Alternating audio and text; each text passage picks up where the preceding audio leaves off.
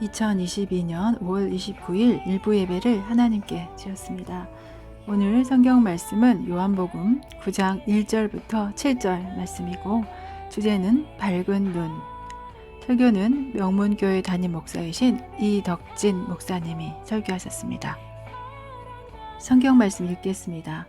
예수께서 길을 가실 때에 나을 때부터 맹인된 사람을 보신지라. 제자들이 물어 이르되 랍비여, 이 사람이 맹인으로 난 것이 누구의 죄로 인함이니까? 자기니까 그의 부모니까? 예수께서 대답하시되 이 사람이나 그 부모의 죄로 인한 것이 아니라 그에게서 하나님이 하시는 일을 나타내고자 하심이라. 때가 아직 낮음에 나를 보내신 이의 일을 우리가 하여야 하리라.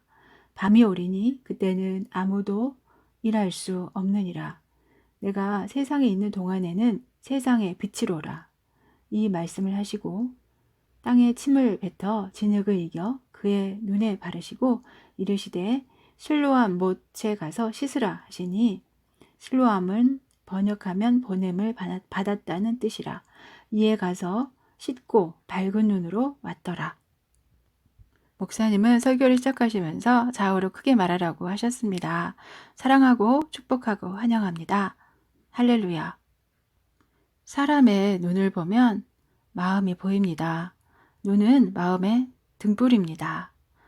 어떤 사람의 눈은 독한 눈이기도 하고, 또 어떤 사람의 눈에는 기쁨이나 슬픔이 있기도 하고, 또 어떨 때는 저 사람은 말과 마음이 다르구나 라는 것을 알 수 있다고도 하셨습니다.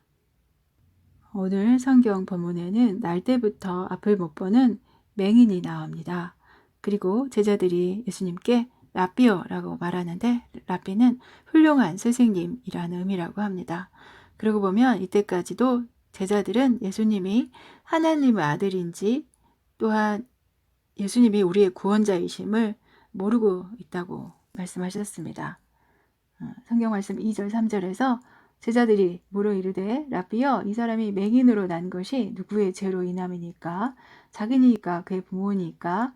예수께서 대답하시되 이 사람이나 그 부모의 죄로 인한 것이 아니라 그에게서 하나님이 하시는 일을 나타내고자 하심이라 라는 것을 말씀해 주셨습니다. 다음에 중요한 메시지는 4절에서 때가 아직 낮음에 나를 보내신 이의 일을 우리가 하여야 하리라. 밤이 오리니 그때는 아무도 일할 수 없느니라. 내가 세상에 있는 동안에는 세상의 빛이로라. 본문에서 예수님이 계시는 동안은 낮이고 또 빛이 있다고 말씀하셨습니다. 그리고 성경에서 맨 끝에서 보게 되었더라가 아니라 밝은 눈으로 왔더라라고 말하고 있습니다. 이 땅 살면서 예수님이 없는 세상은 어둠의 세상입니다. 우리의 육신의 눈으로 세상을 보는 것은 한계가 있습니다. 영적인 세계가 열려야 한다고 말씀해 주셨습니다. 우리가 단지 영적인 세계를 못 깨닫고 있을 따름이라고 말씀하셨습니다. 밝은 눈은 인간의 세계가 아니라 믿음의 눈으로 보는 것입니다. 곧 거듭남의 눈입니다. 물과 성령으로 거듭나지 아니하면 하나님의 나라로 갈 수 없다는 성경 구절을 말씀해 주셨습니다. 거듭남이란 구원의 확신으로서 구원의 확신이 없으면 아무것도 아니라고 목사님은 강조하셨습니다. 그리고 또 진흙을 눈에 발라서 밝은 눈이 되었다는 것은 하나님의 재창조 과정이라고 말씀해 주셨습니다. 우리가 하나님 앞에 거듭나면 재창조되는 것이라고 말씀하셨습니다. 그리고 우리가 이렇게 예배 드릴 때 두렵고 떨림으로 예배 드리라고 말씀하셨습니다. 그리고 우리가 예수님을 믿으면 확실히 믿어야 한다고 하셔서 끌려다니는 신앙생활은 하지 않는 것이 좋다고 하셨습니다. 그러면서 확실한 믿음을 강조하셨습니다. 성경의 인물을 보면 영안이 열리는 것은 계기가 있었다고 합니다. 요셉의 경우에는 7년 풍년과 또 7년 흉년, 이것을 알게 하시는 분은 하나님이라고 말씀하는 그 요셉의 모습, 또 다윗은 골리앗과 싸울 때 만군의 여호와의 이름으로 내가 오늘 너를 처단한다라고 말할 때 그때를 말씀하셨고, 신약에서 베드로는 예수님 십자가에 돌아가시자 고향으로 돌아가서 물고기를 잡을 때 그때 예수님이 오셔서 말씀하십니다. 시몬아, 내가 나를 사랑하느냐? 그때 영안이 열리는 때를 말씀하셨습니다. 그리고 바울의 경우는 예수님이 하나님의 아들이라는 것을 믿을 수 없다 하면서 다메섹을 지나갈 때 하나님의 빛을 만날 때 그때가 영안이 열리는 계기가 있는 때라고 말씀하셨습니다.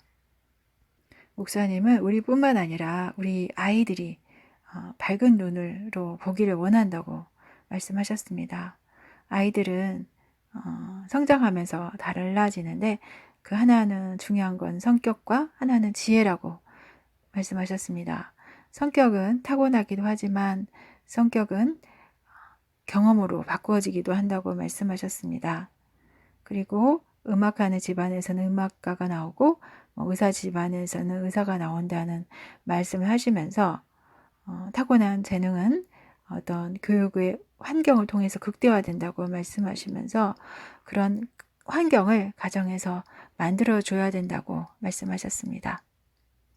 그리고 아우슈비츠 수용소에서 살아남는 사람에 대한 책, 죽음의 수용소에서 라는 책을 말씀하시면서 살아남았던 사람은 긍정적인 사람이 살아남았다고 하셨으며, 또한 살아남는 사람들은 하나님이 반드시 나를 살려주실 것이라고 생각하는 사람이 살아남았다고 합니다.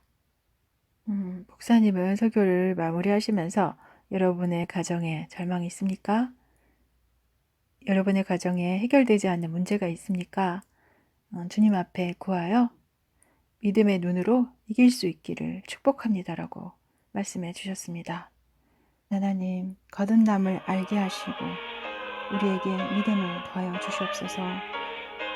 우리의 영안을 열어주시고 하나님의 놀라운 세계를 볼 수 있게 하여 주소서. 은혜 위에 은혜를 부어주시고 우리를 긍휼히 여겨 주시옵소서. 이렇게 목사님은 기도해 주셨습니다. 감사합니다.